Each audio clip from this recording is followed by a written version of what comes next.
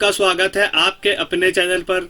दोस्तों, बजट 2025 में हमारे फाइनेंस मिनिस्टर श्री निर्मला सीतारमण जी ने आपकी tax free income limit 7 lakh को बढ़ा करके 12 लाख कर दिया था।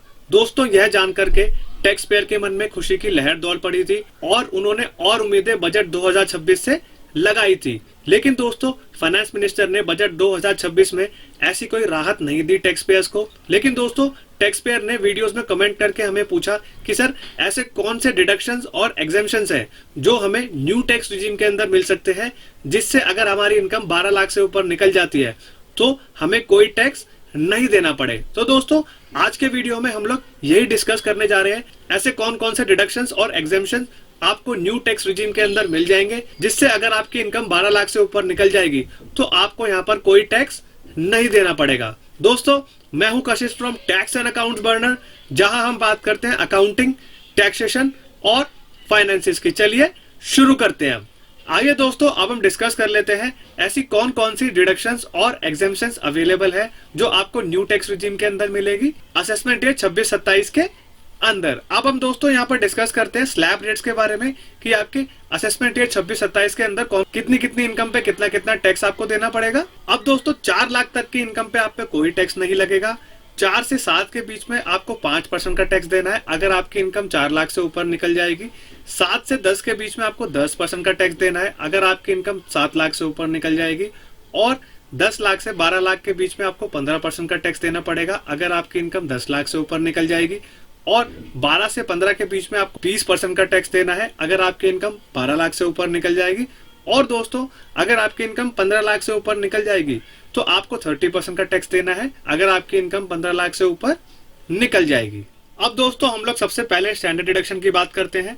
अगर आप एक सैलरी पर्सन है या पेंशनर है तो आपको यहाँ पर 75,000 की फ्लैट स्टैंडर्ड डिडक्शन मिलने वाली है। दोस्तों, ये डिडक्शन पहले 50,000 हुआ करती थी, लेकिन सरकार ने इसको बढ़ा करके 75,000 कर दिया, जिससे यहाँ पर सैलरी पर्सन और पेंशनर को राहत दी जाए। अब यहाँ पर हम लोग एग्जांपल से समझ लेते हैं। अगर आपकी सैलरी 10 लाख है तो आपकी टैक्सेबल सैलरी 9,25,000 हो जाएगी। नेक्स्ट दोस्तों, आपकी डिडक्शन आती है employer's contribution to national pension scheme, जो कि आपका सेक्शन 80CCD2 के अंदर कवर होता है।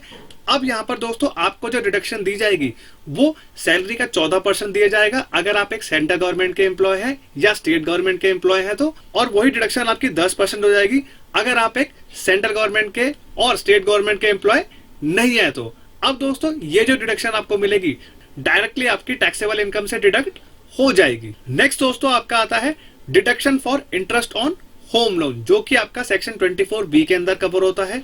अब दोस्तों, ये डिडक्शन आपको तब मिलेगी अगर आपने अपना घर किराए पे दे रखा है या किराए में देने के लिए रखा हुआ है तो आपको यहाँ पर ये डिडक्शन मिल जाएगी। लेकिन ओल्ड टैक्स रिजीम में क्या होता था, अगर आपने किराए पे देने के लिए भी रखा हो चाहे सेल्फ ऑक्युपाइड भी रखा हो तो आपको ये डिडक्शन अलाउ की जाती थी। लेकिन दोस्तों, न्यू टैक्स रिजीम के अंदर क्या है, इसको चेंज कर दिया गया है। अगर आपने अपना घर किराए पे दिया हुआ है या देने के लिए रखा है तो आपको यहाँ पर डिडक्शन दे दी जाएगी और यहाँ पे आपको 2 लाख तक का लॉस सेट ऑफ करने का बेनिफिट दिया जाएगा, चाहे आपका वो किसी भी इनकम से हो।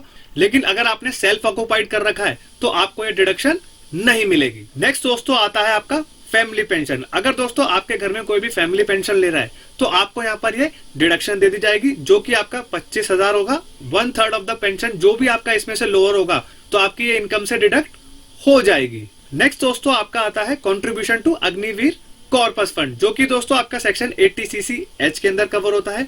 इसमें दोस्तों जितना भी अगर आप कंट्रीब्यूशन करेंगे तो आपका पूरा का पूरा अमाउंट जो है वो आपको यहाँ पर डिडक्शन दे दिया जाएगा, जो कि आप क्या कर सकते हैं 80CCH के अंदर ले सकते हैं। नेक्स्ट दोस्तों, आपका आता है अगर आपने ग्रेजुटी लिया है सेक्शन 1010 के अंदर तो आपकी 20 लाख तक की ग्रेजुटी एग्जेम्प्ट हो जाएगी लाइफ टाइम तक। आपकी लास्ट सैलरी और ईयर ऑफ सर्विसेज पे डिपेंड करेगी।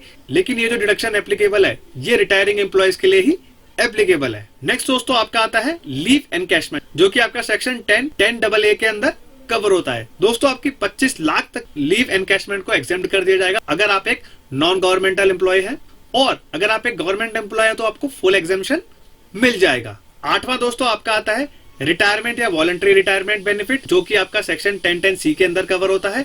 आपका दोस्तों 5 लाख तक की इनकम आपकी एग्जेम्प्ट कर दी जाएगी, जो आपको वॉलंटरी रिटायरमेंट से पैसा मिलेगा। नेक्स्ट दोस्तों, आपका आता है सर्टेन अलाउंसेस, जो कि आपका सेक्शन 1014 के अंदर कवर होते हैं। अगर आप दोस्तों ऑफिशियल ड्यूटी पे है और अगर आपको ट्रैवल करना पड़ रहा है ऑफिस के काम से तो वो आपको क्या होगा, कन्वेंस अलाउंस उसका अलाउ किया जाएगा। नेक्स्ट दोस्तों आपका आता है transport allowance for disabled employees. दोस्तों अगर आप एम्प्लॉयड हैं और अगर आप फिजिकली चैलेंज है तो आपको यहाँ पर क्या दिया जाएगा, 3200 पर मंथ के आपके अलाउंसेस एग्जेम्प्ट कर दिए जाएंगे। और दोस्तों अगर आप रिमोट एरियाज में भी काम कर रहे हैं तो आपके यहाँ पर के सीट्स को माफ कर दिया जाएगा। 10वां दोस्तों आपका आता है पीपीएफ का इंटरेस्ट। अगर आपने दोस्तों पीपीएफ में पैसा डाल रखा है तो उसका इंटरेस्ट भी टैक्स फ्री होता है न्यू टैक्स रिजीम के अंदर, और अगर मैच्योरिटी का पैसा भी आएगा तो वो भी एग्जेम्प्ट हो जाएगा। 11वां दोस्तों आपका आता है सुकन्या समृद्धि योजना। अगर दोस्तों आपने अपनी लाडली बेटी के लिए पैसा डाल रखा है सुकन्या समृद्धि योजना में और उससे आपको इंटरेस्ट मिलता है तो वो न्यू टैक्स रिजीम के अंदर एग्जेम्प्ट हो जाएगा और मैच्योरिटी पे जो पैसा मिलेगा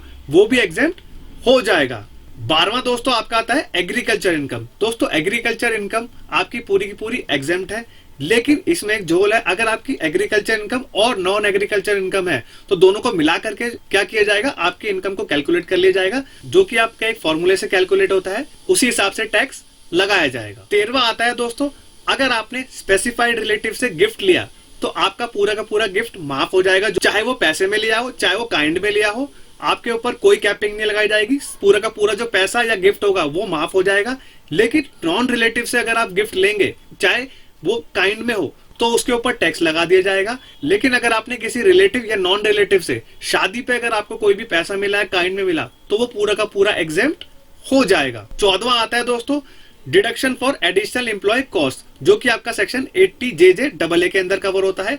अब दोस्तों ये जो डिडक्शन है ये आपके बिजनेसमैन के लिए मिलेगी। 30% का डिडक्शन मिलेगा अगर आप न्यू हायरिंग करते हैं तो, और उनकी अर्निंग होनी चाहिए 25,000 या 25,000 से नीचे तक लास्ट के 3 साल के अंदर। 15वां दोस्तों आपका आता है अगर आपने इंश्योरेंस पॉलिसी करा रखी है और उससे आपको मैच्योरिटी पे पैसा मिलता है तो ये इनकम आपकी टैक्स फ्री हो जाएगी कुछ कंडीशन के साथ। अगर आपने 10% से नीचे का प्रीमियम दिया है लाइफ अश्योर्ड का तो आपके ऊपर कोई भी टैक्स नहीं लगाया जाएगा। 16वां दोस्तों आपका आता है long term capital gain. Shares पे या इक्विटी ओरिएंटेड म्यूचुअल फंड्स पे 1,25,000 तक का आपके ऊपर कोई टैक्स नहीं लगाया जाएगा, यानी कि आपकी पूरी की पूरी इनकम माफ कर दी जाएगी। 17वां दोस्तों आपका आता है बेसिक एग्जेम्पशन लिमिट। दोस्तों मैंने आपको स्टार्टिंग में ही बताया था 4 लाख तक की इनकम के ऊपर आपको कोई टैक्स नहीं देना है, और अगर आपकी इनकम स्पेशल रेट से भी होगी तब भी यहाँ पर आपको एग्जेम्पशन मिल जाएगी अगर आपकी इनकम बेसिक एग्जेम्पशन लिमिट से नीचे है तो। दोस्तों 18वां आता है रिबेट अंडर सेक्शन 87A। दोस्तों आपको 12 लाख तक की इनकम पे कोई भी टैक्स नहीं देना पड़ेगा। आपको जो रिबेट मिलेगी वो 60,000 तक की मिल जाएगी, लेकिन आपकी इनकम होनी चाहिए नॉर्मल रेट की, यानी कि स्पेशल रेट की इनकम आपकी नहीं होनी चाहिए, like long term capital gain, short term capital gain, crypto currencies और ऑनलाइन गेमिंग से हो रही है तो इनकम। दोस्तों 19वां बेनिफिट आपको मिलेगा मार्जिनल रिलीफ का। अब दोस्तों मार्जिनल रिलीफ आपको सिर्फ न्यू टैक्स रिजीम के अंदर ही मिलेगा। अगर आपकी इनकम स्लाइटली 12 लाख से ऊपर हो जाएगी तो आपको जितनी इनकम 12 लाख से ऊपर हुई है तो आपको उतना ही टैक्स यहाँ पर देना पड़ेगा। एग्जाम्पल के लिए दोस्तों हम लोग देखते हैं, अगर आपकी इनकम 12,05,000 हो गई तो आपको सिर्फ 5,000 का ही टैक्स देना पड़ेगा। तो दोस्तों ये थे 19 डिडक्शंस और एग्जेम्पशन जो आपको न्यू टैक्स रिजीम के अंदर अवेलेबल है। अगर आप अपनी आईटीआर न्यू टैक्स रिजीम के अंदर फाइल करेंगे असेसमेंट ईयर 26 और 27 के अंदर तो आपको ये सारे के सारे डिडक्शंस और एग्जेम्पशंस मिल जाएंगे। अगर ऐसे और भी कोई डिडक्शंस हैं तो आप हमें क्या कर सकते हैं, कमेंट करके जरूर बता सकते हैं, जिससे हम लोग क्या करेंगे, सुधार करने की कोशिश करेंगे। तो दोस्तों अगर ये वीडियो इन्फॉर्मेटिव और प्रैक्टिकल लगा हो तो वीडियो को लाइक करेंगे, और चैनल पे नए हैं तो do subscribe to the channel. तब तक के लिए मिलते हैं अगले वीडियो में। जय हिंद, जय भारत।